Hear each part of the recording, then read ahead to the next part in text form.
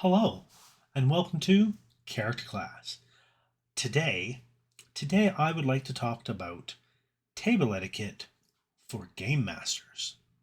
That's right, you didn't think you were getting away with me just talking about table etiquette for players, did you? No, no, no. Table etiquette for game masters. Now, a lot of the things that I covered in my table etiquette for players is applicable to game masters. Absolutely. Not all of it, but some of it is pretty applicable across the board. Just for sitting at a table and being with others and playing a game. Now, table etiquette for game masters is a little different. And as with the previous video, I don't have a list done up. I'm just going to talk about stuff. And one of the big things to talk about as a game master uh, when discussing table etiquette is, and hear me out, uh, is it's where you need to be aware of the needs of your players. Now, this is twofold. The needs of your players is not only their needs as players, which leads to being aware of safety tools, any lines and veils that your players have, um, anything that they might need in terms of um, being able to play the game. Now, this can be as simple as making sure they have all the information they need to create a character and to play the game, to educate them in what they are uh, like to educate them in the game they are playing and in how to play it. Um, but it also means the needs of the players in terms of their characters and the narrative that you guys are telling together. To be aware of the character's backstory, um, to actually use that backstory in game. And it doesn't have to be a big thing. You don't have to make, for example, you don't have to make the uh, like a an NPC that they loved when they were young but haven't seen in years. You don't have to have them come back and be a major part of the plot. This isn't what I'm talking about.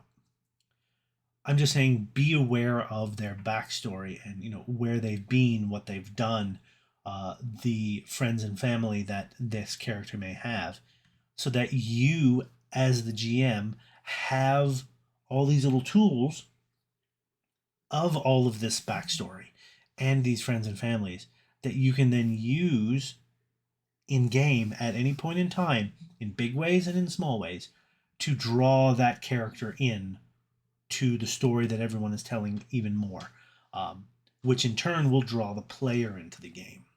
This is very important, at least I think so, for telling a good game. And it shows to the player that you are paying attention, that you are making an effort to make them part of this collaborative experience. And it just makes for a good table feel for everybody. Uh, the another way, another moment, a part, if you will, of table etiquette for GMing, for your game mastering, is to um, provide a safe space. Now, I know in some circles the term safe space is derided, and those circles can go away. I don't want to hang out with those circles. And what I mean here is not quite in the same vein um, as an actual safe space in terms of not being triggered, lines and veils and that sort of thing. No, no. A safe space at the table is just fostering an atmosphere where your players feel comfortable in speaking up to you as the GM or speaking up to other players about things. And it can be as simple as disagreeing with a ruling, or basically saying, well, the book says this, why are you doing this? Or speaking up to another player and saying, you can't actually do that, you don't have this feat that would let you do that. um, like in a correcting tone, like having an atmosphere around the table, a safe space where players can talk to each other and talk to you as the GM. This makes for a very smooth and cooperative gaming table and gaming experience. Um, and the players, at least in my experience, when the players feel that they are able to speak up and talk to you as the GM, um, that makes for just good times. Which leads to the broader topic of open communication. That is one of the biggest things in terms of running a game and table etiquette that GMs should absolutely be on top of. Open communication with your players. Your players should be able to come to you either in public or in private about anything with regards to game. If you want to be a friend otherwise and talk about anything in particular, go for it. But I mean, just in terms of the table and the gaming experience, they should be able to come to you with any problems they're having in game. And also, on the opposite end, as a GM, you should feel comfortable going to your players about any problems that you are having that they may be the cause of. Having that open communication is key. And also, as a GM, you should try your best. Now, not everyone is going to immediately have a deep knowledge of their players to the point that they know when something is wrong without having been told. I understand this.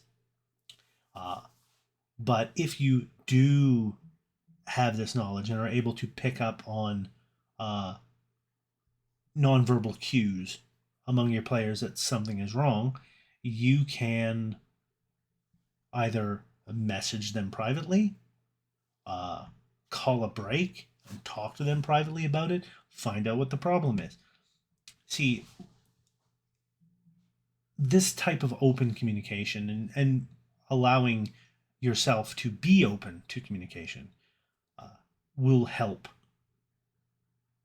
things mesh so much easily.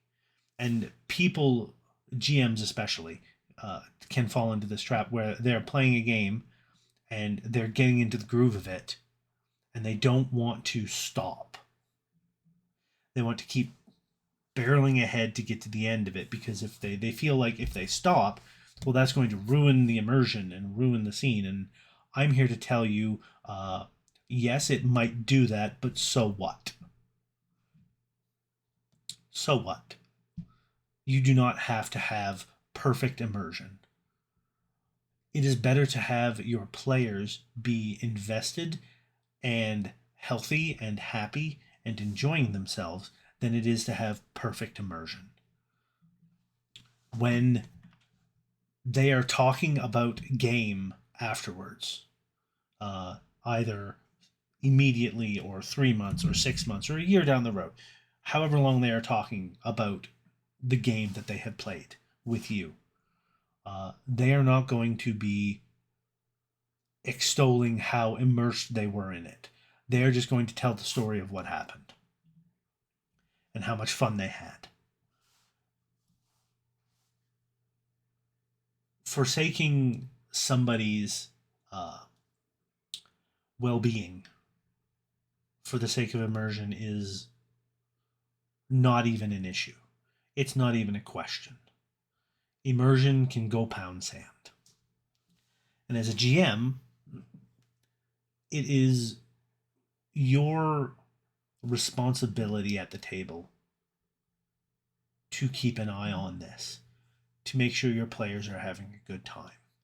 And part of the way that your players will have a good time is if you and if they are happy.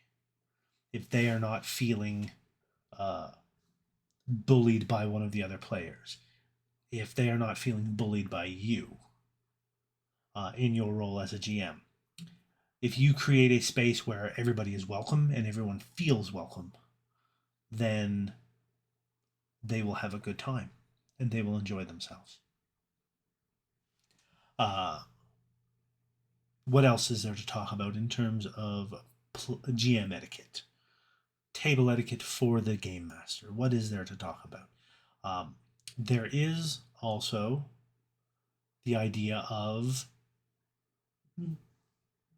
sensitive topics, which I've kind of briefly touched on here and there in this video. But sensitive topics are something that, as a game master,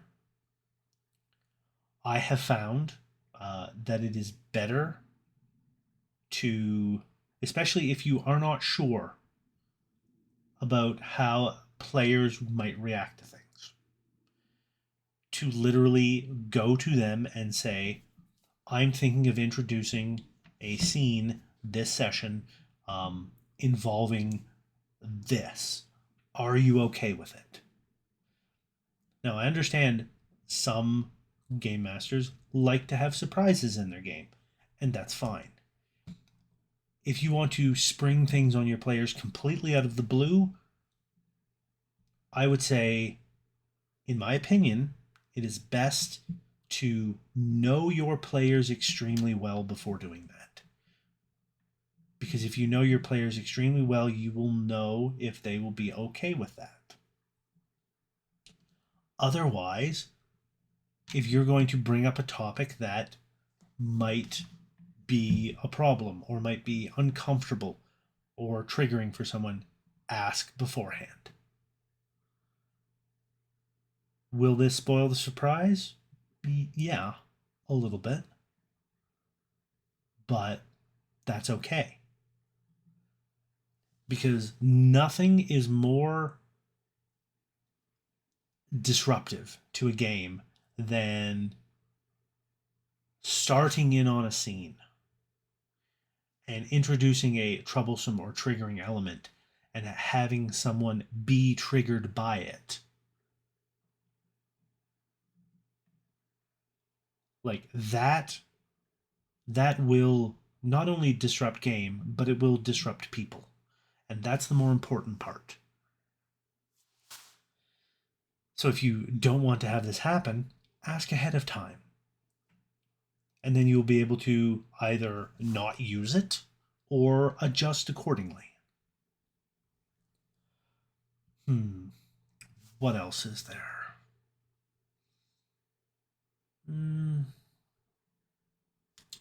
Right.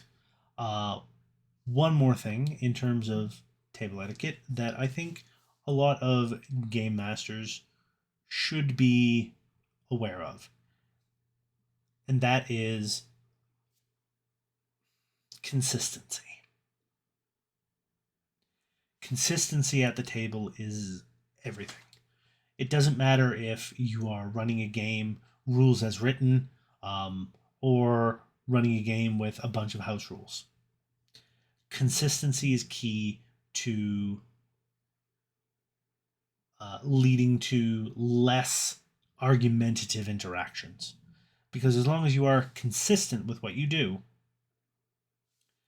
then it doesn't really matter anything else.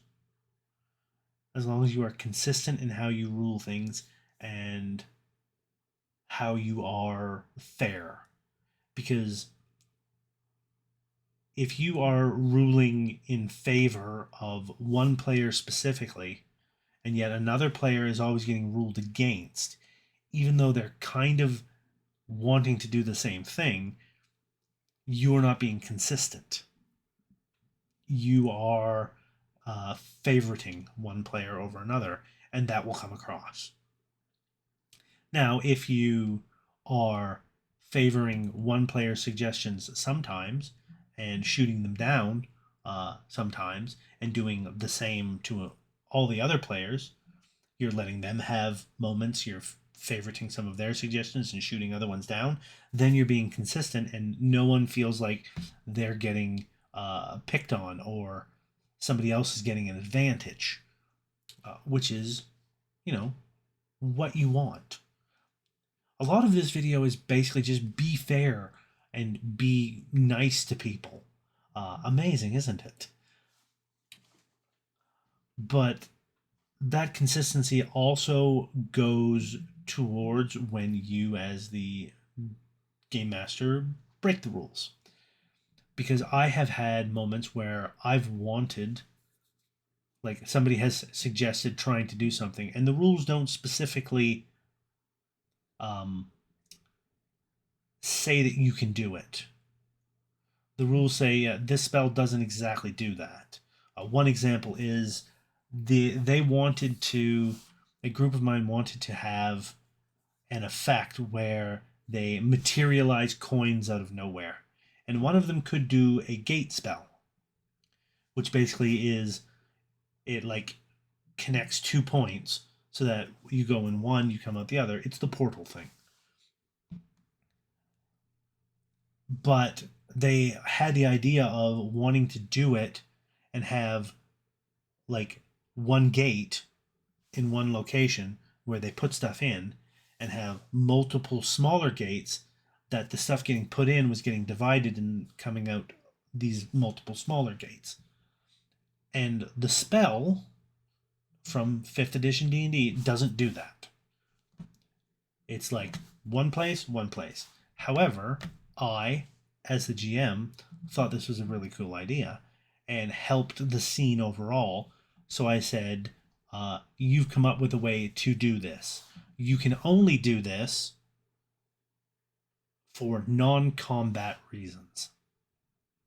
Because otherwise, you could really cheese the system in terms of combat and allow this to, be a thing where you could like shoot fire into one gate and have fire come out multiple gates. Like you could cheese the system too much with it. So me making a decision of like you can do this for this narrative scene that we're setting up, but you can't use this way in combat was a way of me, saying yes, but also saying no. And being aware of this sort of thing, being aware of the consistency of your rulings and how the rules interact and all of these things meshing together is something to keep in mind. You have to, we GMs have to do a lot of work, and much of it is all up here that we have to do. But it is worth it because there's nothing better than telling a good story. Yeah, I think I've rambled enough. I think I've rambled enough on table etiquette today. So yes, please, thank you. Uh, Wait, hold on. Yeah, I've definitely rambled enough because that sentence got all messed up in my head. Thank you all so much for coming, and I hope I've been informative and helpful. Um, and thank you for hanging around and supporting the channel. Please leave a like and tap that subscribe button if you haven't already to continue to support the channel. And leave a note down in the comment section letting me know of any etiquette that you as GMs might have or you as players. Please leave those comments down below. I love getting comments from people and like responding as well. So do all that, and until next time, keep rolling, and I'll see you around. Bye bye.